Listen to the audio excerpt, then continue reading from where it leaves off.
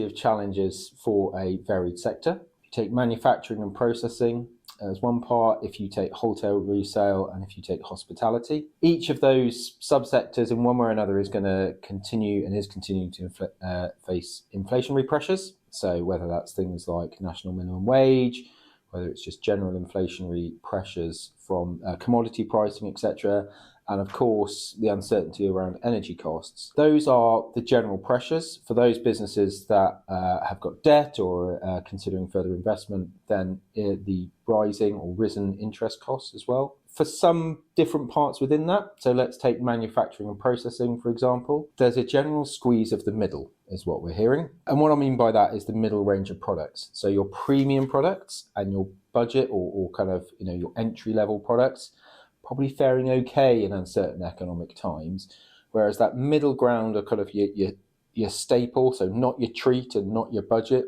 The volumes there that we're hearing around sales there is really having pressure. And I guess that can translate into hospitality, where perhaps some of the mid-range brands, mid-range of restaurant groups are perhaps facing that pressure as well, where people are maybe only going, once in a blue moon as opposed to once a month.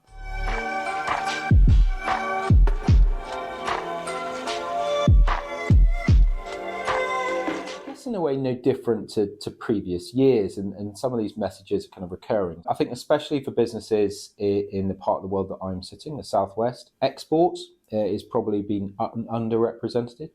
Export of food products, not always easy, likewise drinks, but there definitely is opportunity there. Product premiumization, and I think that's been around for a long time, but that kind of selling a premium product, especially in times of economic uncertainty, and telling that premium product message, I think is particularly important. The power of data. So that's an opportunity that I think businesses should look at. So what data have they got and how can they use that data to better be more efficient or to better pinpoint their sales activity? The last bit, again, no news on this, and it's not entirely but really focused on manufacturing, is around automation. Okay, so the use of technology, automated production equipment, etc. Again, that's an opportunity the business you should be looking for, in the context though that some of that might be challenging with things like rising interest costs and the cost of acquiring those things. So yeah, those would be the key areas of opportunity.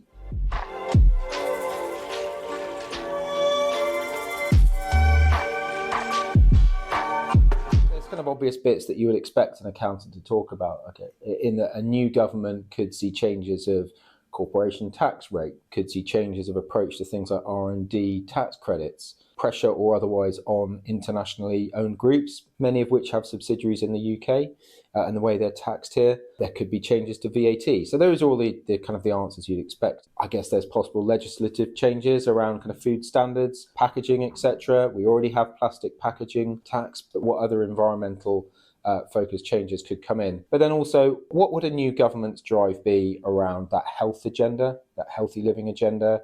We've seen in recent years focus on sugars, salts, etc. What could a new government do along those lines?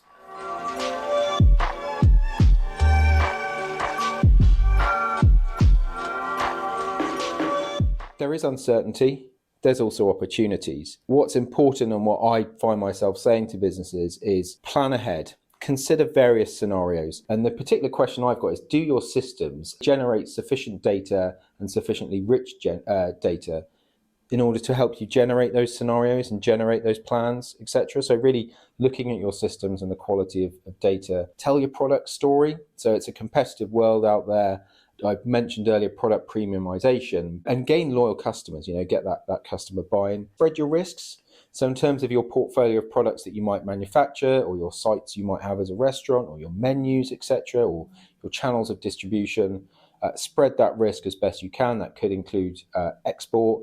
And then also on the flip side of it is a review of suppliers. So a number of businesses that I talk to are going through processes of reviewing their supplier base, both UK and internationally, whether that's for quality of supply, whether that's for reliability of delivery, as well as the basic pricing. So yeah, really review those suppliers would be the last one.